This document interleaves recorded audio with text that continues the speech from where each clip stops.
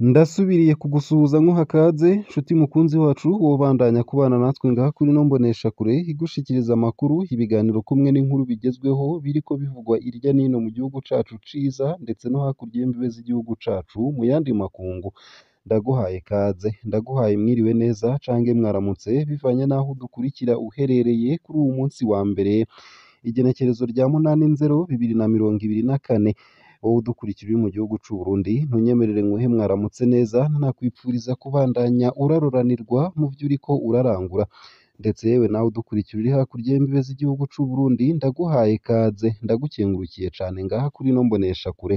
Utegerezwa gusa gufyonda sabone canke subscribe ntawe utarafyondako hama ukabandanya urashikirwa n'ano makuru. Ano makuru rero harabafatiye ku ngingo nkuru nkuru zikurikira. Mu mpera za 2023 Perezida Evariste Ndayishimiye yarashikirije amajambo yagiye aravugwako vyinshi. Hamwe vyaranakenewe ko habaho abandi bategetsi basigura, bunganira canke bakosora ivyashikirijwe n'umukuru w'igihugu. Amajambo yo kwagiriza igihugu c'u Rwanda ko kiri inyuma y'igitero co mu Gatumba yo yahagurukije abanyapolitike batari bake basaba ko hobaho ibiganiro biciye muri diplomasi hagati y'u Burundi n'u Rwanda. Ino nkuru ku buryo buramvuye ni mukanyi ntuje kure, ico utegerezwa gusa nyene ni ukubandanya kumwe natwe ngaha kuri ino mboneshakure. Nayo mu yandi makuru kandi umugabo akiri muto yishwe acumiswe i Mabayi. Alfred Mpawenayo yaricishijwe ibibugita kuri uwu wa kane ku mutumba wa Kabere muri komine Mabayi yo mu ntara ya Cibitoke mu buraruko bushira uburengero bw'u Burundi. Umuryango n'ababanyi bakaba basaba ko hoba amatohoza yigenga kugira ngo hamenyekane abakoze ubwo bubisha. Igipolisi c'i Mabayi kimenyesha ko babiri mu bikekwa bahagaritswe ku mvo z'amatohoza. Ino nkuru ku buryo buramvuye nayo nyene ni mukanyi ntuje kure. Nayo mu ntara ya Ngozi hari uwuharanira agateka kazina muntu apfunzwe.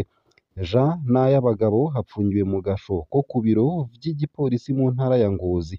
Ryagirizwa ko akoresha uruyeri mugabo be n'abamwegereye bakaba bavuga ko hari umugambi wo kumuzivya kubera ko aza aradoma urutoke kubaka abanyororo ibiturire.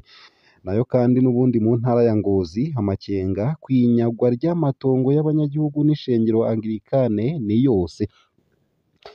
Imiryango 18 yo ku mutumba Nzove muri komine Mwumba mu ntara ya Ngozi nyene iri mu buraruko bw'u Burundi yaritwaye ivuga ko yanyazwe amatongo ahabwa ishengero Anglikane. Iyo miryango ikaba ivuga ko ifise impapuro ziranga amatongo yabo, ko rero mu gihe ishengero Anglikane rigomvye ayo matongo ryabaronderera ayandi. Isayo gusa ayo hamwe n'ayandi ni mukanyi mu buryo bw'idonido ntuje kure, ico utegerezwa gusa ni ukumanuka munsi y'ino video hama ugafyona imbere y'ijambo Isange TV. Haraba handitse ijambo sabone canke subscribe, urafyondako hama uba uduhaye intererano yawe yo kuja turakuronsa amakuru, ibiganiro kumwe n'inkuru tubandanya gushikiriza. Ano makuru ntunyemerere nyatangurire kuri ino nkuru itari nziza ivuga ko muri komine Mabayi hari umugabo akiri muto yishwe acumiswe. Alfred Mpawenayo yaricishijwe ibibugita kuri uwu wa kane ku mutumba wa Kabere muri komine Mabayi yo mu ntara ya Cibitoke mu buraruko bushira uburengero bw'u Burundi. Umuryango n'ababanyi bakaba basaba ko hoba amatohoza yigenga kugira ngo hamenyekane abakoze ubwo bubisha. Igipolisi c'i Mabayi kimenyesha ko babiri mu bikekwa bahagaritswe ku mvo z'amatohoza.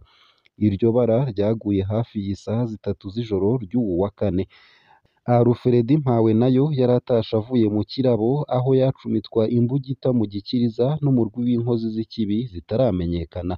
Uwo muhisi yishwe bunyamaswa mu gihe yariko aritegurira kwinjira mu muryango w'urugo abamwo.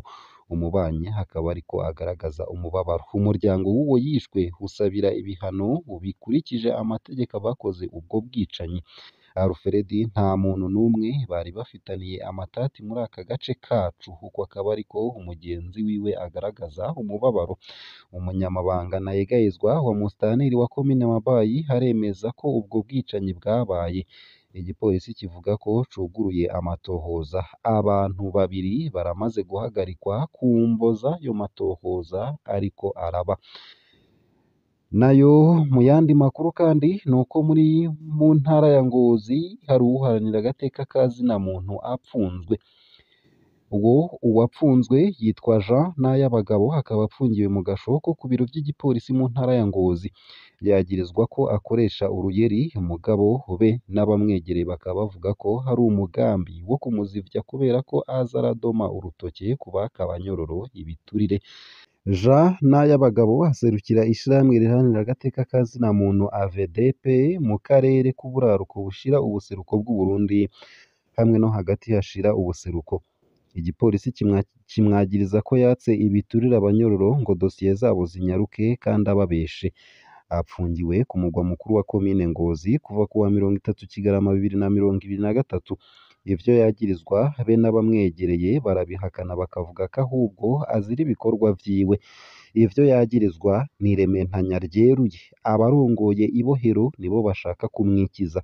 Akurikiranwa kubera ko yama ariko aradoma urutoke ku mabi hakorwa n'abakozi bo kwibohero mu kurya ibiturire, kuboreza igufa abapfunzwe vyiganje muri iryo bohero riri muri ico gice c'uburaruko bw'u Burundi. Ivyo ni ibivugwa n'abegereye uwo aharanira agateka ka zina muntu apfunzwe, basaba ko arekurwa atakirinze gusabwa. Azira ivyo yama yerekanye nk'uko amakuru dufise abivuga. Nayabagabo aburanirwa n'umushingwamanza avuga ko harindiriye amatohoza ya polisi kugira agire ico ashikirije. Umugwi w'igihugu ujejwe agateka ka zina muntu mu Burundi be n'umukuru w'igihugu bama bidoze ko amabohero arimwo abantu murengera ku buryo gushika ku wa 30 Munyonyo guheze hari hapfunzwe abantu barenga ibihumbi 11 mu gihe amabohero 11 yose afise ubushobozi bwo kwakira abantu ibihumbi 4,294.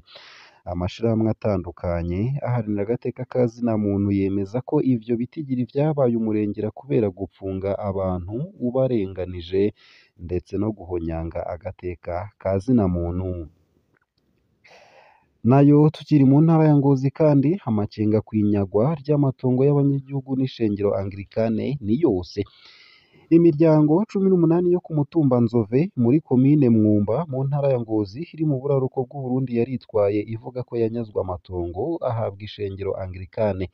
Iyo miryango ikaba ivuga ko ifise impapuro ziranga amatongo yabo ko rero mu gihe ishengero Anglikane rigomvye ayo matongo ryabaronderera ayandi.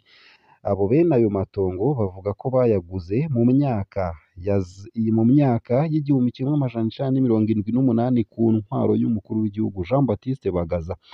Imbere yo kuyagura ayo matongo yari ay'ishengero Anglikane. Ubuserukizi bw'ibuye bwari bwayagaburiye abayoboke babwo mu gihe hariko harashirwa mu ngiro umugambi w'umukuru w'igihugu w'ico gihe. Ku bw'amasoko yacu abo bariko bakurwa mu matongo bayaguze mu myaka y'igihumbi kimwe amajana icenda n'imirongo inani bayabamwo gushika mu mwaka w'igihumbi kimwe amajana icenda n'imirongo icenda na gatatu imbere yo guhunga urwimo rwakurikiye igandagurwa rya Melchior Ndadaye umukuru w'igihugu w'umuhutu wa mbere yatowe akagandagurwa uwo mwaka nyene. Ariko ni nyuma yo kuva muri ayo matongo iyo miryango ikaba ivuga ko yabandanije kuyakoreramwo gushika mu mwaka w'ibihumbi 2023. Imiryango yaratangajwe n'uko yatswe ayo matongo ahabwa ishengero Anglikane. Iyo miryango 18 iratomora ko yaguye mu gahundwe mu gihe iryo shengero ryasaba abajejwe intwaro guhagarika ibikorwa vya bene amatongo kugira ngo riyasubireko. Abo banyagihugu ntibatahura impamvu iryo shengero ryarindiriye iki gihe kugira ngo ryitware. Basaba amatongo yabo canke baduhe ayandi asubirira ayo twari dufise. Abajejwe intwaro bafashe ikibazo mu minwe. Buramatari wa Ngozi Desire Minani yarashitse muri ico kibanza kuri ubu wa gatatu kugira ngo yumvirize impande ziri mu matati. Indongozi z'iryo shengero zivuga ko zitemera impapuro z'ubuguzi bw'ayo matongo ari nayo mpamvu zayasubiyeko. Buramatari Minani yasavye ko hoba abantu batatu baserukira uruhande rumwe rumwe kugira ngo baganire kuri ico kibazo ku biro iwe ku munsi wa kabiri w'indwi itangura, ni ukuvuga ejo haza. ivyo biganiro bidatoye umuti muzoca mwitura ubutungane uko akaba ariko Buramatari amenyesha. Ngaha akaba ariho nsoreje ano makuru nari naguteguriye ariko avugwa irya nino mu gihugu c'u Burundi ndetse no hakurya y'imbibe z'igihugu c'u Burundi mu yandi makungu. Ico utegerezwa gusa nyene ni ukubandanya kumwe natwe. Uramanuka munsi y'ino video hama ufyone imbere y'ijambo Isange TV. Haraba handitse ijambo s'abonner canke subscribe. Urafyondako hama uba udushikirije intererano yawe yo kuja turakuronsa amakuru y'ibiganiro kumwe n'inkuru tubandanya gushikiriza. Ugire ibihe vyiza n'umunsi mwiza.